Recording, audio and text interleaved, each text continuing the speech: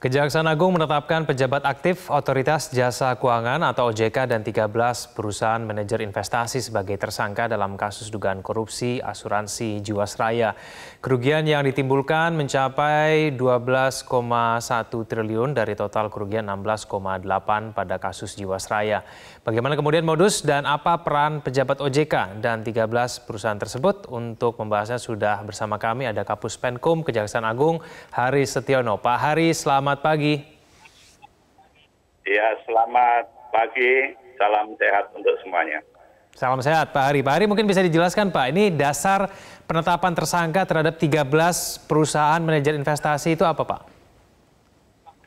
Ya, baik.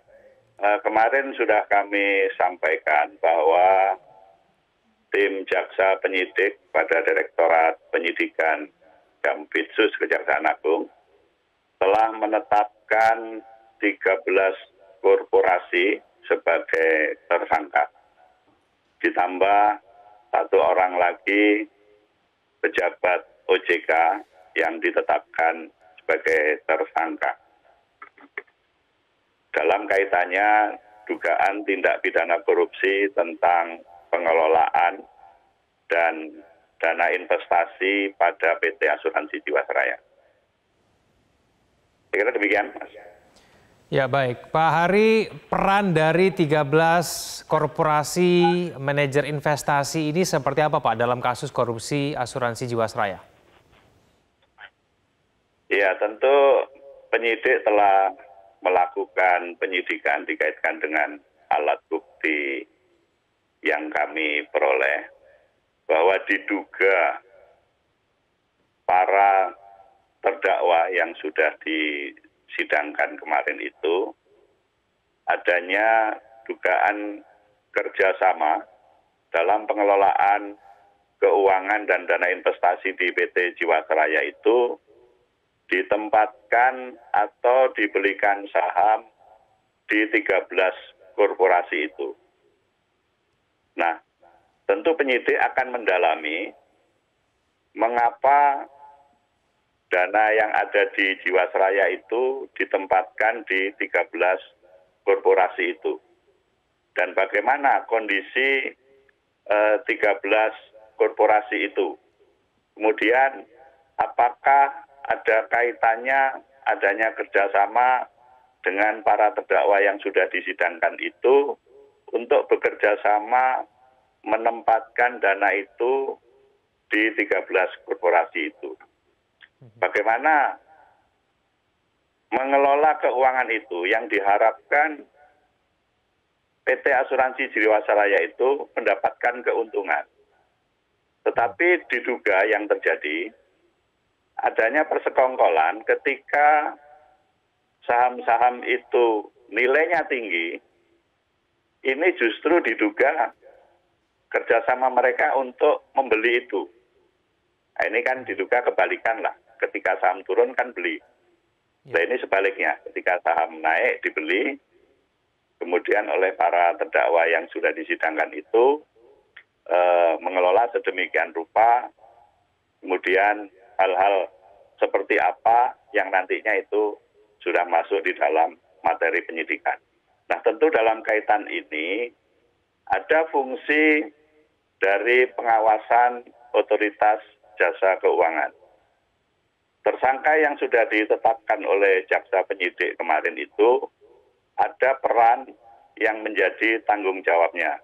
Dan yang bersangkutan diduga sudah menerima laporan dari bawahannya.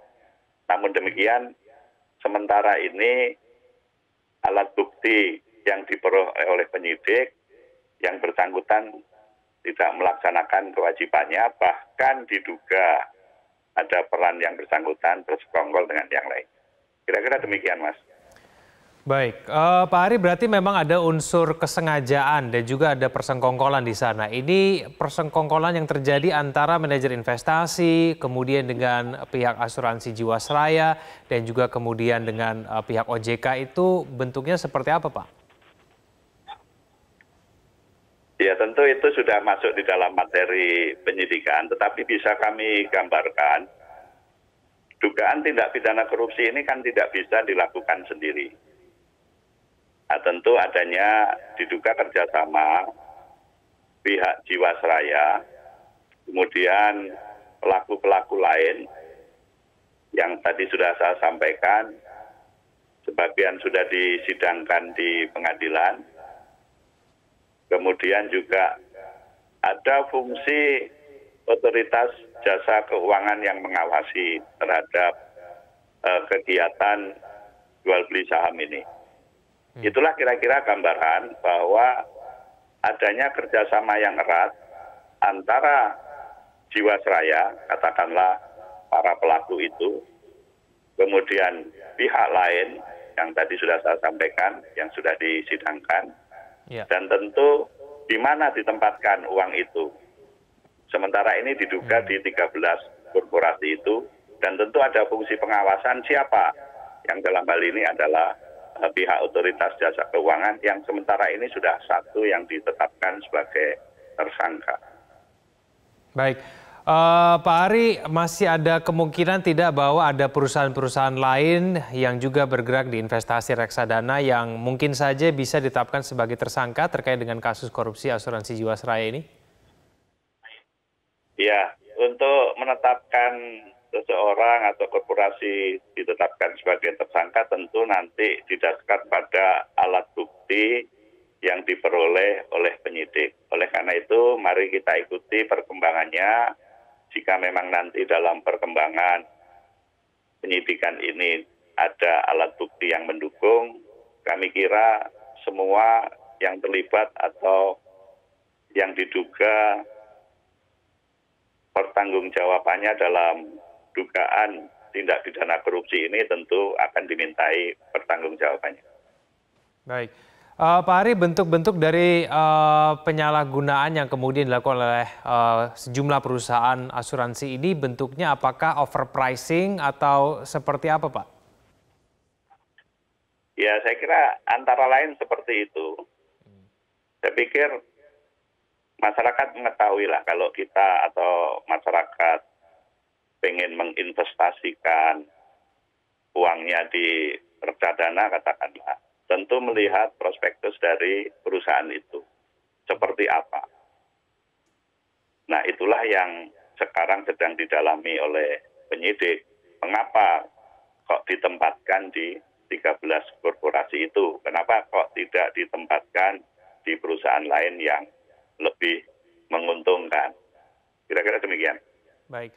Pak Ari, lalu kemudian dari Kejaksaan Agung sendiri begitu, imbauan kepada masyarakat yang mungkin saat ini juga punya banyak investasi di industri reksadana. Bagaimana kemudian harus menyikapi mengenai permasalahan korupsi, di mana kemudian ini diduga ada persekongkolan begitu antara manajer investasi, ada pengawasnya juga bersekongkol di situ, kemudian juga ada pengusaha dan kemudian yang lain-lain. Ya, saya kira masyarakat tentu dalam hal ini tidak perlu panik ya.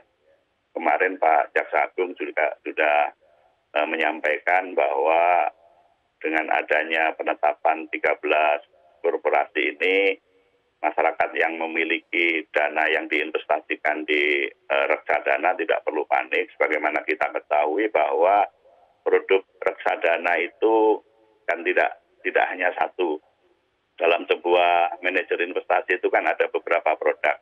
Sementara yang ditangani oleh penyidik Kejaksaan Agung itu kan hanya khusus terhadap reksadana atau manajer investasi yang telah ditetapkan 13 korporasi itu.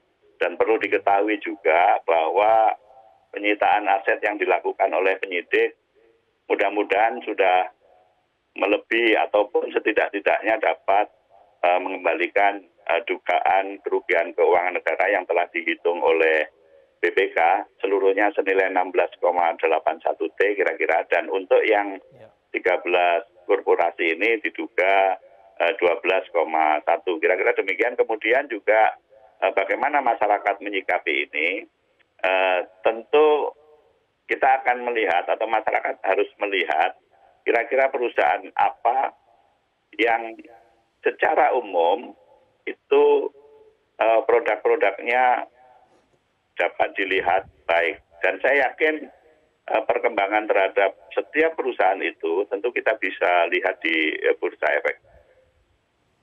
Saya kira gitu, Mas. Baik, Pak Hari, cara terdakwa untuk mempengaruhi manajer investasi, ada 13 di situ untuk ikut bersekongkol, dan juga bagaimana kemudian cara terdakwa ini mempengaruhi pihak pengawas, begitu dalam hal ini adalah pejabat tinggi di OJK untuk ikut terlibat dalam persekongkolan ini. Caranya bagaimana, Pak Hari? Keuntungan apa kemudian yang mereka peroleh? Ya, saya kira kemarin dakwaan jaksa penuntut umum sudah dibacakan di persidangan pada tanggal 3 Juni, kemudian terdakwa maupun penasihat hukum juga sudah menyampaikan eksepsinya, kemudian dijawab oleh jaksa penuntut umum, dan terakhir 24 Juni kemarin Majelis Hakim menolak eksepsi dari terdakwa maupun penasihat hukumnya. Nah, di dalam dakwaan tersebut sudah jelas bagaimana mereka, para terdakwa tersebut bersekongkol, kemudian bekerja sama untuk terjadinya atau diduga terjadinya tindak pidana korupsi ini. Baik, Pak Hari, sudah berapa lama sebetulnya persekongkolan ini terjadi? Kalau kita cermati sebetulnya kan keuangan Jiwasraya sudah bisa dikatakan bahwa buruk begitu sejak 10 tahun yang lalu bahkan.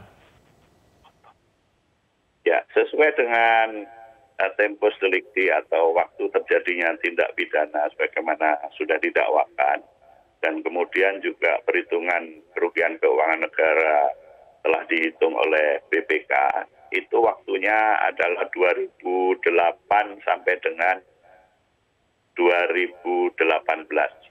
Jadi dalam kurun waktu, benar tadi disampaikan, sekitar 10 tahun. Baik, Begitu, apakah ada kemungkinan Pak Hari bahwa kemudian persekongkolan lain juga terjadi sebelum periode ditemukannya kasus yang ini, Pak Hari? Ya, sementara kami mendalami dulu di tempus delicti yang sudah ditetapkan dan sudah dihitung oleh BPK. Nah, terhadap dugaan-dugaan itu tentu nantilah dalam perkembangan berikutnya. Baik. Apakah 13 perusahaan manajer investasi ini masih boleh beroperasi, Pak Hari, pasca ditetapkan sebagai tersangka? Saya kira nggak ada masalah ya. Tadi sudah saya sampaikan bahwa di perusahaan manajer investasi itu tentu kan tidak hanya satu produk reksadana. Dan yang sedang dilakukan penyidikan terhadap 13 korporasi ini hanyalah produk yang dibeli atau yang ada kaitannya, sekali lagi yang ada kaitannya dengan PT Asuransi Jiwasraya. Sehingga produk yang lain kan tidak mempengaruhi. Perusahaan go ahead, jalan terus, silakan melakukan aktivitasnya sepanjang di dalam pengawasan OJK itu masih dalam koridor sesuai dengan ketentuan. Jadi juga saya tambahkan tadi, penyidik sudah berhasil menyita beberapa aset yang mudah-mudahan nanti mencukupi terhadap pengembalian kerugian keuangan negara tersebut. Jadi masyarakat tidak perlu khawatir. 13 korporasi ini saya kira masih silakan berjalan. Baik, Pak Hari Setiono, terima kasih telah bergabung bersama kami di Metro Pagi Prime Time. Selamat pagi, Pak Hari. Pemirsa, bagaimana pengamat pasar modal melihat kasus ini? Kita akan hadirkan pembahasannya usai jeda berikut ini. Pemirsa, untuk memperdalam dugaan keterlibatan pejabat OJK dan 13 perusahaan manajer investasi dalam kasus Jiwasraya sudah bergabung bersama kami. Ada pengamat pasar modal, ada Yanuar Rizky. Mas Yanuar, selamat pagi. Pagi, Mas. Ya, baik Mas Yanuar. Menurut Mas Yanuar sendiri, dengan ditetapkannya ada 13 perusahaan manajer investasi dan juga ada 1 pejabat tinggi dari OJK. Seberapa besar kemudian pengaruh keterlibatan dari perusahaan-perusahaan ini dan juga pengawas ini terhadap industri reksadana secara keseluruhan, Mas Yanuar? Baik, pertama begini ya, kasus di pasar modal sebetulnya kalau kita lihat sudah lama ada gitu ya, dalam artian pasar modal ini boleh dibilang ya penuh dengan, ya karena pasar modal itu keuntungan yang dari transaksi selisih jual beli dan kemudian ada risiko investasi, ada segala macam. Jadi kemungkinan bahwa di pasar modal itu terjadi yang namanya teori konspirasi, tapi bukan teori konspirasi seperti yang beredar bahwa sesuai dengan Undang-Undang Pasar Modal jika terjadi transaksi semu, kemudian ada pengaturan harga, kemudian kalau manajer investasi juga mengatur harga dan sebagainya, itu masuk dalam persekongkolan dalam Undang-Undang Pasar Modal. Jadi kasus itu banyak. Jadi pertama yang harus kita apresiasi saat ini, kasus ini sebetulnya boleh dibilang masuk ke dalam ranah hukum. Ini jelas perkembangan menarik dalam sejarah pasar modal di Indonesia, karena selama ini tidak pernah sampai ke pengadilan, gitu ya. Nah, kalau kita lihat sebetulnya ada yang timpang di sini, yang melakukan gerakan hukum itu Kejaksaan Agung. Kalau kita lihat di Undang-Undang Pasar Modal, sebetulnya hak penyidikan dan sebagainya itu adanya di Otoritas Jasa Keuangan, ya. Jadi Kejaksaan Agung itu hanya ketika membawa ke pengadilan. Nah, yang menarik dalam kasus saat ini itu Kejaksaan Agung mengambil alih proses penyidikannya dari OJK, gitu ya. Artinya bahwa Kejaksaan Agung mengambil penyidikan dan kemudian penuntutan. Nah, yang menarik dalam penuntutan, Kejaksaan Agung juga menyertakan pejabat OJK, gitu. Jadi ini menurut saya satu catatan buat industri pasar modal, catatan muram, gitu ya. Artinya kecurigaan publik selama ini bahwa ada oknum di otoritas yang selalu menutup-nutupi kasus, itu seolah-olah oleh Kejaksaan Agung dibuka, gitu. Ini yang terjadi. Nah, sekarang kalau kita bicara manajer investasi yang terlibat dan juga beberapa pihak yang terlibat, ya ini pasti terkait dengan pengaturan harga. Karena kalau saya lihat yang dikenakan di sini adalah proses di jual beli sahamnya atau di transaksi sahamnya, bukan kepada tindakan manajer investasinya. Jadi bukan dalam pengelolaan fundnya yang dikenakan, tapi bagaimana para manajer investasi ini bersama Jiwasraya mengatur harga, mengatur alokasi dari Jiwasraya. Jadi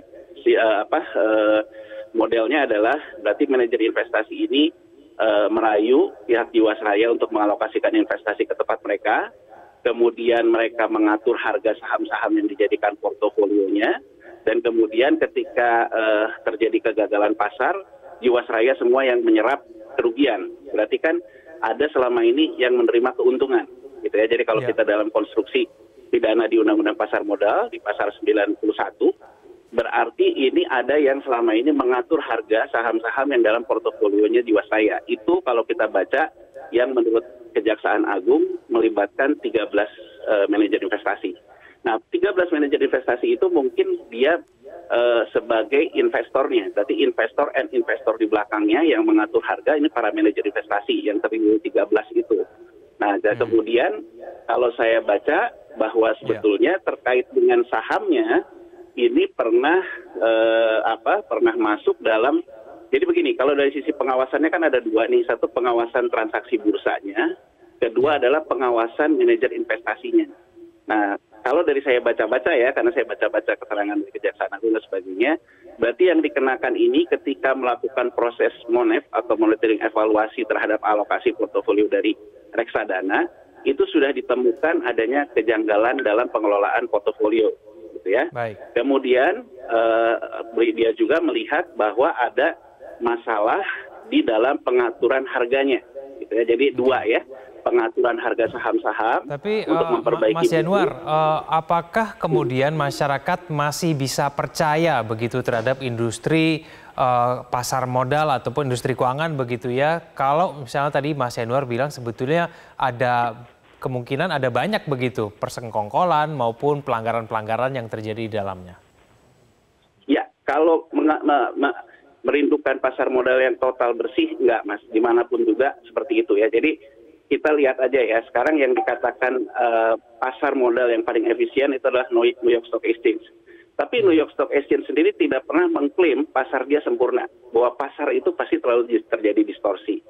Jadi kalau kita, saya mengquote kata-kata Richard Grasso ya, Richard Grasso itu adalah bekas presiden direktur New York Stock Exchange. Menurut dia di pasar modal itu yang paling penting sebenarnya penegakan hukum. Jadi kalau Anda berbuat sesuatu yang curang dan kemudian yang paling harus diberikan jaminan oleh pasar, dalam hal ini SRO, Self Regulatory Organization, Bursa Efek, dan kemudian lembaga penunjangnya, dan juga otoritas dalam hal ini terkait dengan penegakan hukum dari OJK, yang harus dipastikan bahwa dia punya sistem. Nah, ketika dia punya sistem, ada sistem deteksi dini, alerting, dan sebagainya, dia harus melakukan penindakan hukum. Nah, jadi kalau yang saya baca dari keterangan Kejaksaan Agung, sistemnya sudah bekerja bahwa OJK sudah mencium lah ada masalah dalam pengelolaan reksadana, ada masalah dalam pengelolaan harga saham-saham portofolionya. Tapi kalau saya baca, kenapa OJK menetapkan PSK kepada pejabat OJK? Karena dia membiarkan, kan gitu. Nah, pembiaran ini kan ada dua. Pembiaran ini kan ada yang masalahnya bahwa saya, misalnya kalau katakanlah saya pejabat pengawasnya, saya melakukan pembiaran bisa saja karena menurut saya unsur-unsurnya belum terpenuhi atau menurut saya tidak mengganggu stabilitas pasar secara keseluruhan.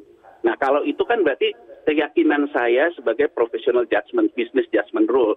Tapi kalau yang saya lihat, yang dikenakan oleh OJK bukan hanya soal business judgment rule, tapi pejabat ini memang pernah ketemu dengan orang-orang di manajer investasi. Berarti kan masuknya ke unsur persekongkolan di pasal 92 Undang-Undang Pasar Modal. Ya, menurut saya ini persekongkolan itu ataupun pembiaran itu terjadi karena mungkin sistemnya juga belum baik, Mas. Jadi ada celah-celah yang mungkin bisa dimanfaatkan sehingga kemudian ada orang ataupun oknum yang bermain bahkan di tubuh pengawas begitu, di lembaga pengawas seperti OJK. Betul, ini catatan pekerjaan rumah besar untuk pimpinan komisioner OJK ya.